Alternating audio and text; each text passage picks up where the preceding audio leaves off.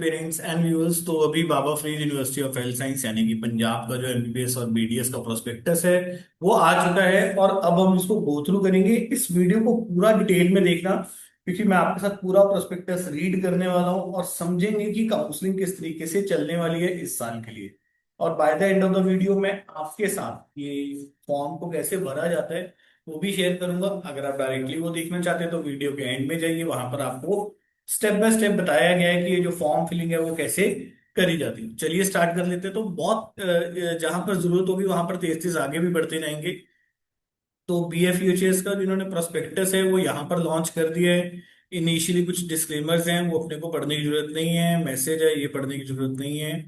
Important dates हैं, ये already schedule था, जो ऑलरेडी पहले भी आया हुआ था। एक बार दोबारा से गो थ्रू कर लेते हैं कि प्रोस्पेक्टस 5 को आ जाएगा। वो ऑलरेडी आ चुका है। जो लास्ट डेट है फॉर्म भरने की वो 10 तारीख है, शाम को 5 बजे तक। तो इस चीज का बहुत ध्यान रखना। आप इसको 9th तक ही मान के चलिए। और अगर कोई करेक्शंस करनी है तो 11 तारीख को 5 बजे तक कर सकते हैं। स्पोर्ट्स कैटेगरी में जो भी बच्चे अप्लाई कर रहे हैं तो उनको Baba Farid university of health science 11 तारीख तक कभी भी जा सकते हैं। वहां पर अपने सारे डॉक्यूमेंट्स जो सर्टिफिकेट्स हैं वो लेकर जाने होंगे, फिजिकली वहां पर प्रेजेंट होना होगा। तो बहुत ज्यादा ध्यान रखिए कि आपको वहां पर फिजिकली ही जाना है। वहां पर आपको फीस बताई हुई है। जनरल कैटेगरी के लिए 5900 है, और रिजर्व्ड कैटेगरी एससी के लिए जो फीस है वो 2950 है।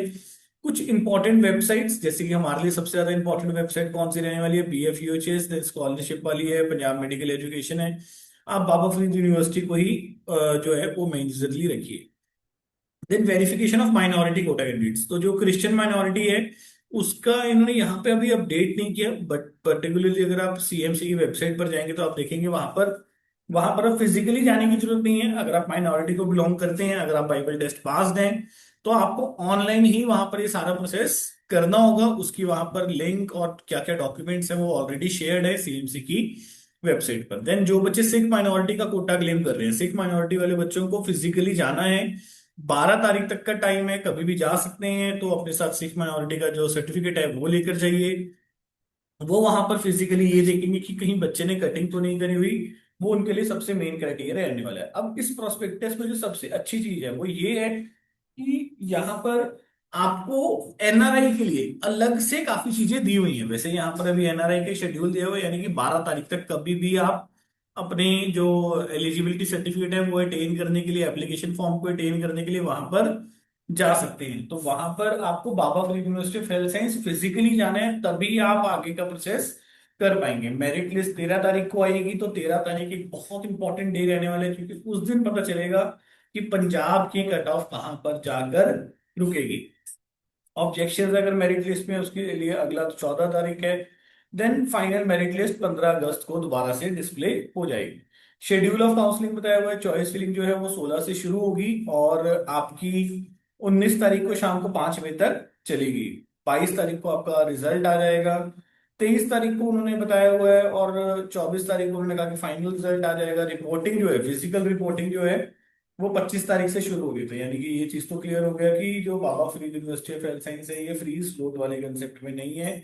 ये आगे अपने पुराने तरीके से ही आगे बढ़ेगी। तो यहाँ पर आपको फिजिकली कॉलेज जाकर अपने डॉक्यूमेंट्स वेरीफाई कर कर फीस डिपॉजिट करने के बाद आप आगे जा सकते हैं। उसके बाद कुछ इंपॉर्टेंट नोट्स हैं, है ना। ये मैं ऑलरेडी गो थ्रू कर चुका हूँ, तो इसमें कुछ इतनी ज्यादा चीजें नहीं है। इसको स्किप कर लेते हैं। पीडब्ल्यूडी के बच्चों के लिए बताया हुआ है कि क्या क्या उनकी रिक्वायरमेंट्स रहने वाली हैं। एडमिशन पॉलिसी बेसिकली ये ज्यादा इंपॉर्टेंट है। तो यहाँ पर उसने procedure for admissions to MBBS BDS courses under the NRI quota. तो एनआरआई के लिए यहाँ पर जो मैंने आपसे स्टार्टिंग में बताया कि एनआरआई के लिए इन्होंने स्पेसिफिकली बहुत ही क्लियर वे में मेंशन किया है। बहुत ही इनका neat and clean clear prospectus है। उसका काफी बेनिफिट मिलेगा अगर आप इसको प्रॉपरली गो थ्रू करते हो। तो एडमिशन पॉलिसी में उन्होंने क्या बताया हुआ है कि जितनी भी एडमिशन है ना, वो एंटायरली आपके नीट यूजी के स्कोर के बेसिस पर ही होगी। एनआरआई में दो कैटेगरीज हैं। एक तो एनआरआई है childrens of NRI who originally belong to the state of Punjab, और दूसरे NRI childrens of NRI who belong to the state other than Punjab. तो यहाँ पर दो है। पहली प्रायोरिटी पंजाब के एनआरआई को दी जाएगी, देन सेकंड प्रायोरिटी जो अदर स्टेट के एनआरआई है उनको दी जाएगी। डेफिनेशन ऑफ एनआरआई यहाँ पर उन्होंने एक्सप्लेन करी हुई है, यानी कि किन किन लोगों को एनआरआई कंसीडर किया जाएगा। तो यहाँ पर आप देखिए कि जो भी लोग इंडिया से बाहर सेटल्ड हैं, उन सब लोगों को कंसीडर किया जाएगा यहाँ पर। एक सेकेंड इसको देख लेते हैं।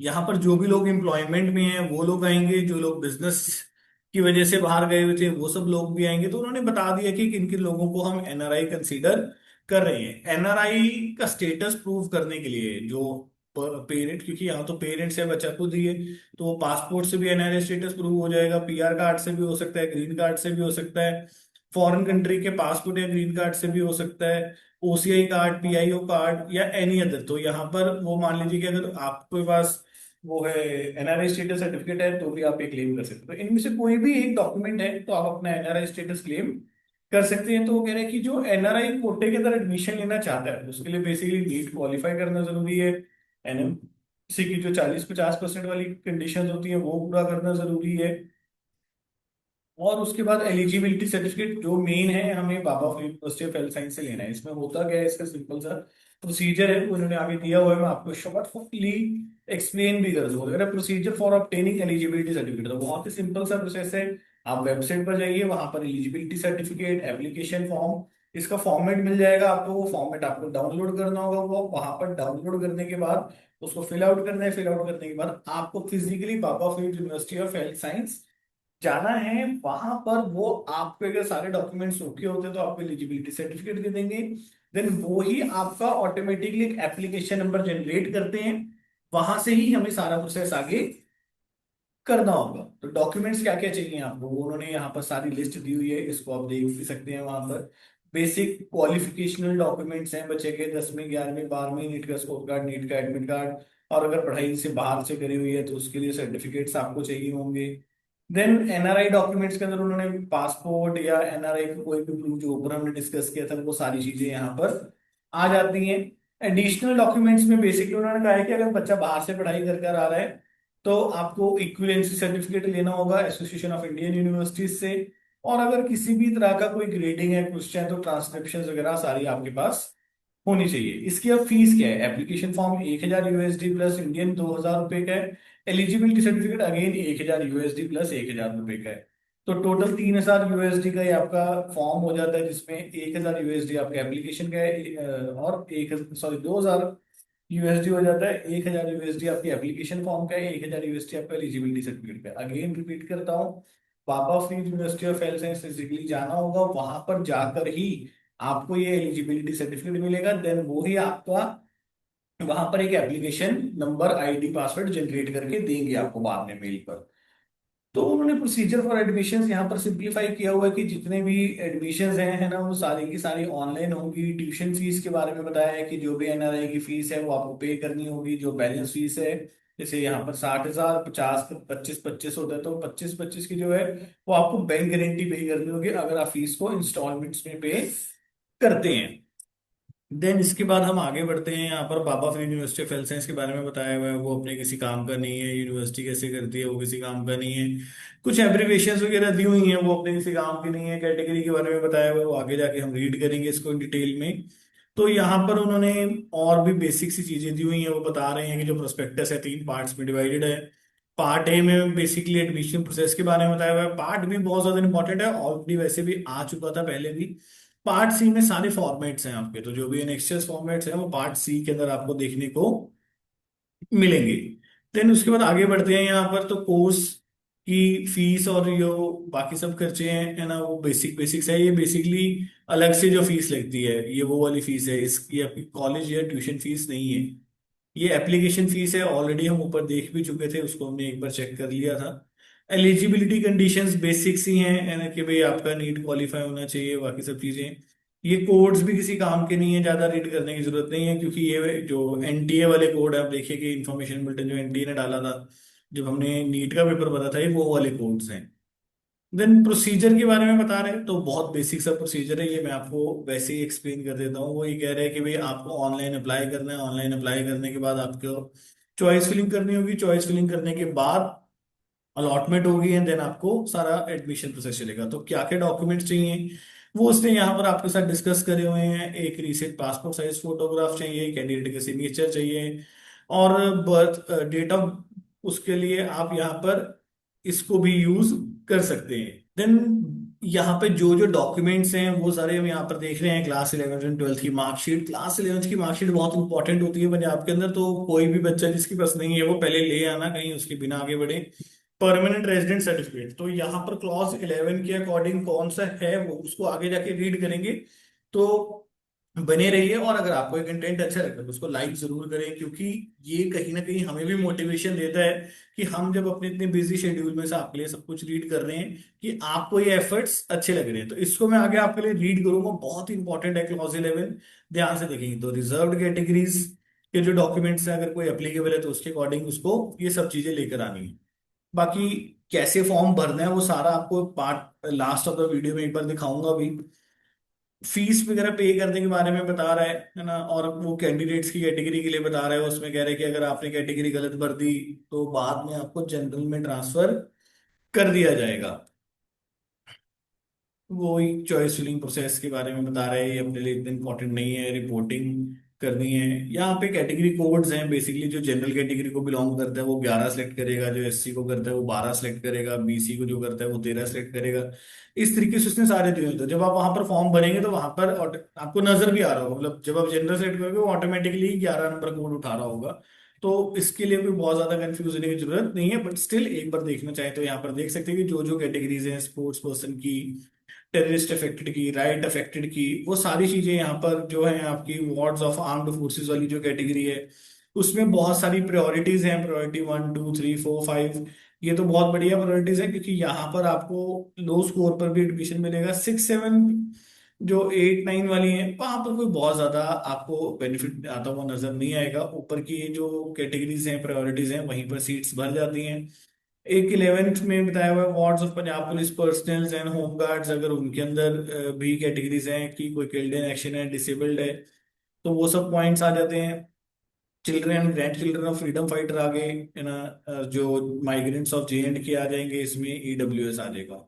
तो उन्होंने यहाँ पर सारा कुछ ऑलरेडी आपको एक्सप्लेन कर रखा है। वो कह रहे हैं कि भी जो भी कैटेगरी क्लेम कर रहे हैं उसके अकॉर्डिंग आपका सारा कुछ सेट होना चाहिए, कि मतलब ऐसा ना हो कि कोई आपके पास डॉक्यूमेंट्स पूरे ना हो और बाद में आपको प्रॉब्लम आए। तो आपके सारे डॉक्यूमेंट्स वगैरह सेट होने चाहिए। देन यहाँ पर पार्ट बी शुरू हो जाता है। ये पहले भी ऑलरेडी इशू हो चुका था, और बहुत ही ज्यादा आप समझिए कि एक इम्पॉर्टेंट पार्ट है, यहीं पे ही सारी काउंसलिंग का इम्पॉर्टेंट पार्ट आपका शुरू होता है। इनिशियल वाले तो ऐसे ही हैं, नॉर्मल पार्ट्स हैं, कुछ इसमें ज्यादा नहीं दिया हुआ काउंसलिंग से रिलेटेड वैसे प्रोसेस है। ये जो हम यहाँ पर बात कर रहे थे, ये हम बात कर रहे थे इसका 11 number point, the eligibility of candidate for the state quota. यानी कि जब हम अपनी डोमिसाइल को क्लेम कर रहे हैं तो किस बेसिस पर क्लेम कर पाएंगे। तो वो है कि जो कैंडिडेट है that should be citizen of India, यानी कि ये तो मैंडेटरी ही है।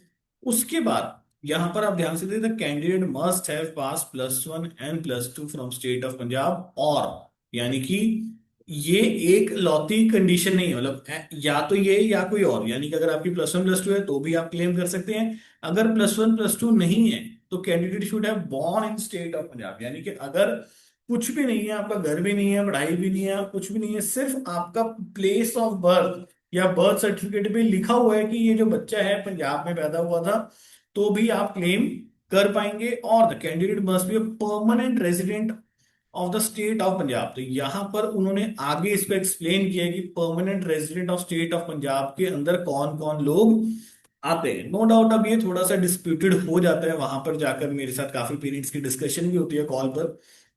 तो मैं हमेशा ही उन्हें कहता हूँ कि देखिए ये एक डिस्प्यूटेड केस होते हैं, तो आपको हमेशा इसमें बैकअप लेकर चलना चाहिए, क्योंकि बाबा फरीद वैसे लिख तो देती है ये सब चीजें, बट उसको इम्प्लीफाई नहीं करती है प्रॉपरली। वो कहते हैं कि नहीं हम इसको नहीं लेंगे, तो आप नो डाउट ही लिखा हुआ है, इसके साथ बहुत सारे बैकअप डॉक्यूमेंट्स आपको बनाने पड़ते हैं, है ना, उनको सेटिस्फाई करना पड़ता है ये दिखाने के लिए कि हाँ आप एक्चुअली में पंजाब का डोमिसाइल एलिजिबल हैं। तो candidates who have studied for a period of 5 years इन पंजाब, और यानी कि जो बच्चों ने 5 साल तक, ये उन्होंने कुछ नहीं बताया कि कौन से 5 साल, वो second third fourth fifth six कोई भी क्लास हो सकती है, और have studied in Punjab for 2 years just preceding the qualifying examination. यानी कि या तो किसी ने +1 +2 करी है, या अपने जीवन की कोई भी 5 साल यहाँ पर पढ़ाई करिए। तो बहुत सारे डॉक्यूमेंट्स लगेंगे इसमें, एंड मतलब अंधाधुन मत भर देना इसके अंदर कि हाँ हाँ कहीं से भी अरेंज कर लेंगे, कि बच्चा तो जी 3rd से लेकर 8th तक वहां पर पढ़ा था। तो बहुत सारी चीजें अरेंज करनी पड़ेंगी और उसके बाद बैकअप भी रखना पड़ेगा। देन पंजाब गवर्नमेंट के जो एम्प्लॉयज हैं उनके लिए यहाँ पे डाला हुआ है, तो वो केस सिंपल है, कोई दिक्कत नहीं आती है ना। जो स्टेट गवर्नमेंट के एम्प्लॉयज थे, पंजाब स्टेट गवर्नमेंट के एम्प्लॉयज थे, बाहर कहीं रह रहे थे, उनके केस में भी ऐसी कोई प्रॉब्लम नहीं आती है ना। कोई बंदे जो सेंट्रल गवर्नमेंट के थे या कहीं के थे, वो पंजाब में आके सर्व कर रहे थे, है ना, उनके लिए भी कोई इतनी प्रॉब्लम नहीं आती, क्योंकि सरकारी डॉक्यूमेंट है, सरकार से मिल जाता है ना। तो बस इसमें कभी कभी सिर्फ एक जो प्रॉब्लम आती है, जैसे कि ये देखेंगे कि the employees having at least 20 share, मतलब यहाँ पर वो जैसे बताता है कि भाई अगर आप पंजाब में इतना टाइम सर्व कर चुके हैं, प्रॉब्लम ये है कि वो लास्ट 3 इयर्स की बात करता है यहाँ पर, या जो कोई भी पीते हुए 5 साल 3 साल की बात करते हैं यहाँ पर। तो ये एक हमेशा प्रॉब्लमेटिक से केसेस होते हैं। तो इसके लिए बहुत ही मतलब वाइजली आपको आगे बढ़ना होता है। देन उसके बाद वो यहाँ पर बता रहा है कि भी एक फोर्थ पॉइंट, ये वाला पॉइंट बहुत सारे केसेस में नजर आता है, और यहीं पर ही समझने की जरूरत पड़ जाती है इसको, और ये वाला केस डिस्प्यूटेड भी रहता है यहाँ पर। अगेन मल्टीपल डॉक्यूमेंट्स, मल्टीपल चीजें यहाँ पर आपके पास इसके सपोर्ट में होनी चाहिए, नहीं तो उनसे जाकर लड़ने के लिए तैयार रहिए, और शायद हो सकता है इतनी मेहनत के बाद एडमिशन खराब हो जाए। So children wards of persons who have settled in Punjab or had resided in Punjab for a period of at least 5 years at any time। तो यानी कि वो यहाँ पर अब वो कह रहा है कि भाई अगर कि भी चिल्ड्रन ऑफ चिल्ड्रंस या wards of persons who have settled in Punjab और had resided in Punjab for period of at least 5 years any time prior to the date of submission of application इधर इन परस्यूट ऑफ प्रोफेशन और holding job, यानी कि अगर कोई व्यक्ति minimum 5 साल पंजाब में रहा है अपने काम या प्रोफेशन की वजह से, तो उसके बच्चों को भी यहाँ पर जो आपको डोमिसाइल बेनिफिट है वो मिल जाएगा। बट अगेन वही है कि बहुत सारे डॉक्यूमेंट्स यहाँ पर चाहिए होंगे, किसी एक लाइन पर जाकर सेटल डाउन मत होना, बहुत सारे बच्चों की एडमिशन एंड में जाकर यहाँ पर फंस जाती है। देन उसके बाद उसने बताया है कि और कौन से लोग एलिजिबल है, तो wards of defence personnel posted in Punjab. फिर बाद में उसने साइड में यहाँ पे बॉक्स में डाल दिया कि नॉट एलिजिबल, यानी कि डिफेंस वाले को एक तरफ पहले एलिजिबल माना था, फिर उसके बाद उसने कहा नहीं नहीं नहीं नहीं, कि अगर आप पंजाब डोमिसाइल होल्डर नहीं हो, बस आप यहाँ पर पंजाब में पोस्टेड हो, तो उसके बेसिस पर आप क्लेम नहीं कर पाओगे। एनआरआई बच्चे ले सकते हैं, माइनॉरिटी को जो बच्चे बिलोंग करते हैं वो एक बार पंजाब में आके पार्टिसिपेट कर सकते हैं। ठीक है, तो वो सारे यहाँ पर है, जो सेंट्रल गवर्नमेंट वाले मैंने आपको यहाँ पर बताया था, वो सब बच्चे भी यहाँ पर जाकर पार्टिसिपेट कर सकते हैं। बहुत ही पुराने फॉर्मेट्स हैं, अगर आप 2020 से इस फॉर्मेट्स को रीड कर रहे हैं, आप देखेंगे कि सेम ही है, चेंज नहीं करते ज्यादा, हल्का फुल्का बस जो ऊपर वाले स्टार्टिंग वाले पॉइंट पे चेंज किया था। एडमिशन कमिटीज हैं वो अपने को देखने की जरूरत नहीं है, नॉर्मल है। एमबीबीएस की फीस बताई हुई है, ऑलरेडी डिस्कस्ड था, है ना। ये सरकारी फीस है 2,02,000 रुपये पर एनम के हिसाब से। बीडीएस की सरकारी फीस 80,000 रुपये पर एनम के हिसाब से है। Then management quota and private quota की जो फीसिस हैं वो दोनों यहाँ पर दी हुई है, 4,69,000 और 12,06,000 के हिसाब से। बीडीएस के अंदर 1,65,000 2,20,000, वही जो दो फीस स्ट्रक्चर होते हैं। एनआरआई की $1,10,000 for the MBBS, 44,000 for the BDS. BDS की तो सारी सीटें खाली रह जाती हैं, क्योंकि जो प्योर एनआरआई होगा वो यहाँ पर एडमिशन क्यों लेगा बीडीएस में, उसको तो सारे मिल रहे हैं, या एमबीबीएस के टॉप ऑप्शंस भी मिल रहे हैं। एसजीआरडी की फीस के बारे में बताया हुआ है। एसजीआरडी में लगभग आपका जो टोटल बजट है 90 लाख के आसपास बढ़ जाएगा। सीएमसी की फीस के बारे में बताया हुआ है 6,60,000 एमबीबीएस की, 2,20,000 बीडीएस की। हॉस्टल्स के खर्चों के बारे में बताया हुआ है कि वो तो जो लगेंगे कॉलेज में जाके वही लगेंगे, कैसे कैसे रिजर्वेशंस होंगी, कितने कितने परसेंट सीट्स रिजर्व्ड हैं, तो वो यहाँ पर बताया हुआ है कि भाई 25% सीट्स एससी की, 10% सीट्स बीसी की, border area and backward area की 1-1%, पीडब्ल्यू की 5%, स्पोर्ट्स की 1%, है ना। देन उसके बाद उसने यहाँ पर दिखा दिया है कि भाई जो टेररिस्ट अफेक्टेड है उनकी 1%, राइट अफेक्टेड जो है उनकी 1% सीट। सीट मैट्रिक्स इन्होंने ऑलरेडी अपलोड भी किया था, बट वहां पर अगर आप देखेंगे कि जो सीट मैट्रिक्स है, मेरे को लग रहा है पुराने वाला ही अपलोड कर दिया इन्होंने बिना देखे, क्योंकि जब उसकी सीट्स इंप्रूव हो चुकी हैं, है ना, जब उसकी सीट्स इंक्रीज हो चुकी हैं रिम्ड की, वो यहाँ पर इन्होंने दिखाई नहीं है। तो wards of Punjab police personnel जिसका कोटा है वहां पर, उसकी भी 1% सीट है, वहां पर वो दिखा रहे हैं कि कौन कौन है। ऐसा नहीं कि आप पंजाब पुलिस में काम करते हो तो आप इस कोटा के लिए एलिजिबल है। आप सिर्फ लाइक अगर वो बच्चे एलिजिबल हैं जो जिनके पेरेंट्स किल्ड इन एक्शन हो गए थे, या जिनके पेरेंट्स डिसेबल्ड हो गए थे टू द एक्सटेंट ऑफ 50%, या किसी के पेरेंट्स को पुलिस मेडल वगैरह मिला हुआ है, तो वो ही बच्चे यहाँ पर पंजाब पुलिस वाली सीट के लिए एलिजिबल हो पाएंगे। सीट्स के बारे में यहाँ पर बताया हुआ है ना, नॉर्मल है, उसको अपने को देखने की ज्यादा जरूरत नहीं पड़ेगी। Migrants of Jammu and Kashmir के बारे में बताया हुआ है कि उनको कहाँ कहाँ से डिग्री लेकर आनी है, तभी जाकर वो सारी चीजों के लिए एलिजिबल हो पाएंगे। एनआरआई के लिए बताया हुआ है कि 15% सीटें रिजर्व्ड है, देन कैसे कैसे रिजर्व्ड है वो बताया हुआ है। एनआरआई के अंदर कौन कौन कैटेगरीज हैं, क्या क्या डॉक्यूमेंट्स हैं, वो हम ऑलरेडी ऊपर डिस्कस कर चुके हैं। कैंडिडेट्स जो ऑलरेडी एडमिटेड हैं वो कह रहे हैं कि अगर आप पहले से वहीं पर कोर्स कर रहे हैं तो आपको एनओसी लेकर आना होगा, तभी आपको एडमिशन दिया जाएगा। सर्विस बॉन्ड के बारे में बता रहे हैं, पिछले साल की तरह ही है, जो पेनल्टी है वो 20 लाख रुपए की है। स्टेट के बच्चों को 2 साल के लिए सर्व करना है, और अगर कोई बच्चा गवर्नमेंट कॉलेजेस में ऑल इंडिया कोटा के थ्रू आता है तो उसको 1 साल के लिए ये बॉन्ड सर्व करना होगा।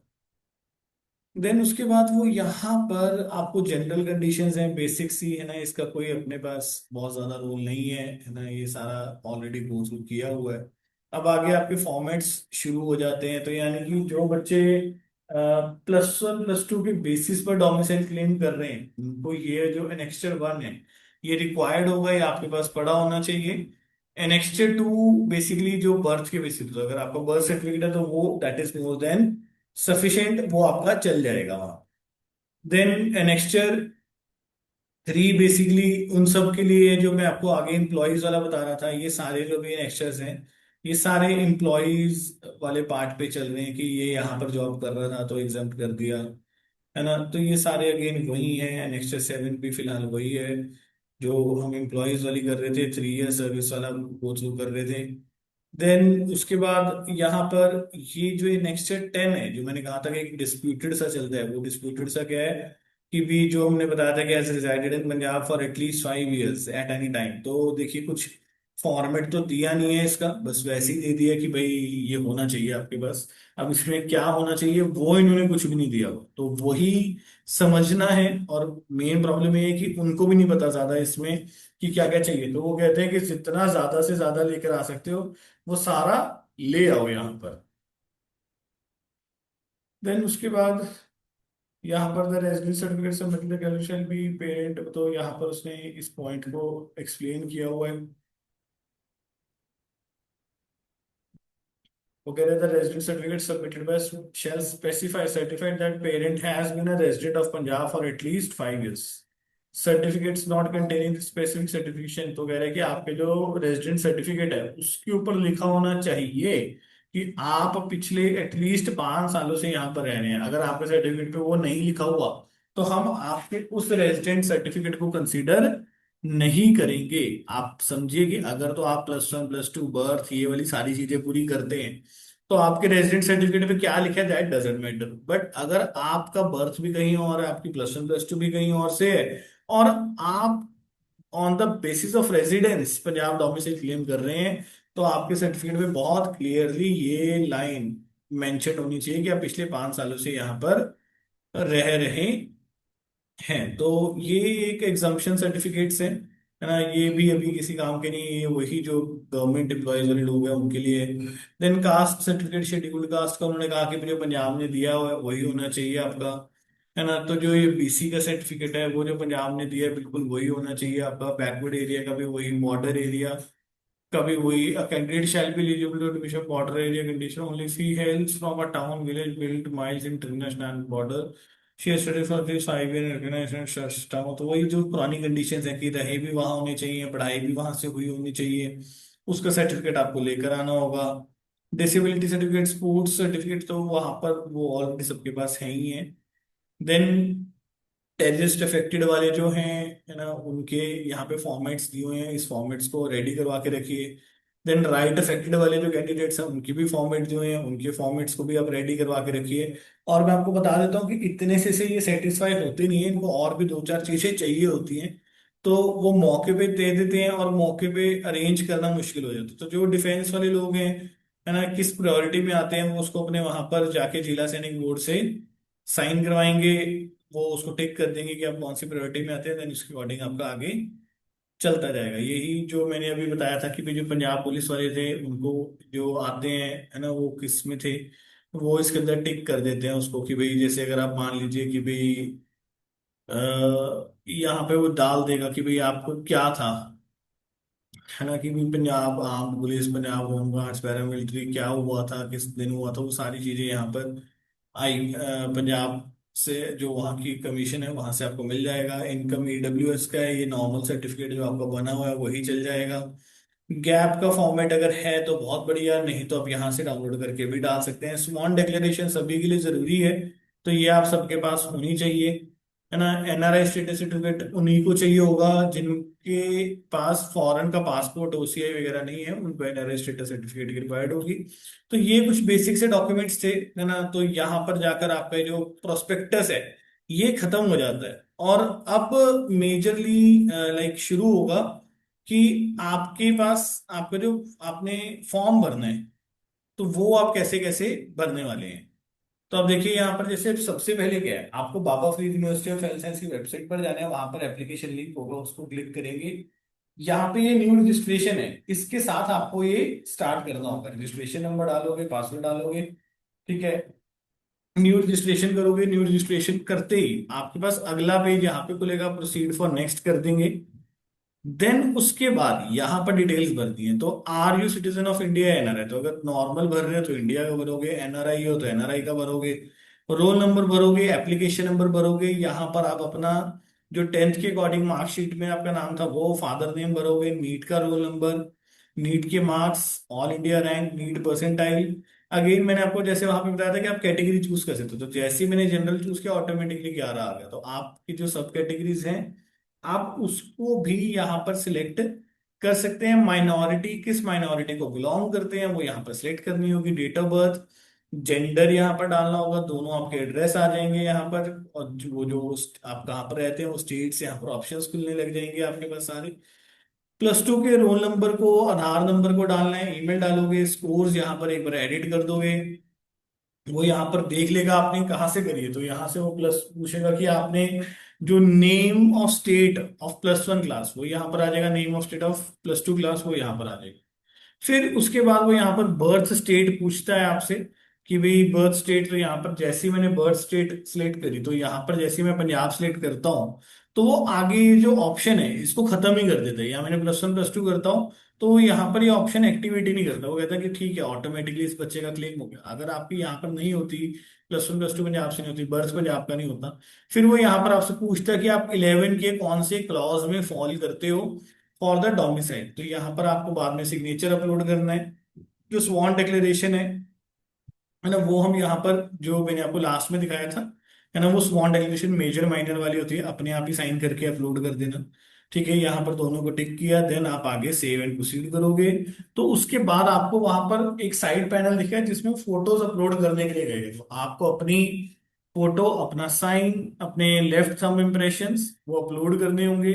देन उसके बाद आपको अदर डॉक्यूमेंट्स अपलोड के लिए लेके जाएगा, जिसमें आप +1 +2 नीट का स्कोर कार्ड ये अपलोड करेंगे। अगर आपकी रिजर्व्ड कैटेगरी है कोई तो उसको अपलोड करना है वहां पर आपने।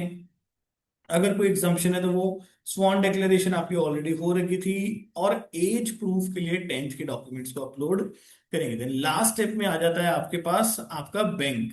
तो यहाँ पर आपको अपनी बैंक डिटेल्स डालनी है, सारी बैंक डिटेल्स डालेंगे यहाँ पर, और एक कैंसिल चेक को साथ में अपलोड कर देंगे। बाद में आपको साइड में पे रजिस्ट्रेशन फीस का ऑप्शन आ जाता है, जैसे होम पर आप क्लिक करते हैं। तो आई होप कि ये इजी शॉर्ट वीडियो आपके लिए रहा होगा फॉर्म भरने वाला। और बाकी आपको प्रोस्पेक्टस भी आई थिंक सो समझ आ चुका होगा। तो अगर उसके बावजूद भी अभी कोई आपके डाउट्स रह जाते हैं तो आप गिवन नंबर्स पर हमारी टीम के साथ कनेक्ट कर सकते हैं, आपको मिल जाएगा। लेटेस्ट अपडेट्स के लिए हमारे चैनल को ज्वाइन करके रखें, डिस्क्रिप्शन में आपको व्हाट्सएप कम्युनिटी का लिंक भी मिल जाएगा। आई होप ये वीडियो आपके लिए यूजफुल थी। Till then take care, bye bye, thank you.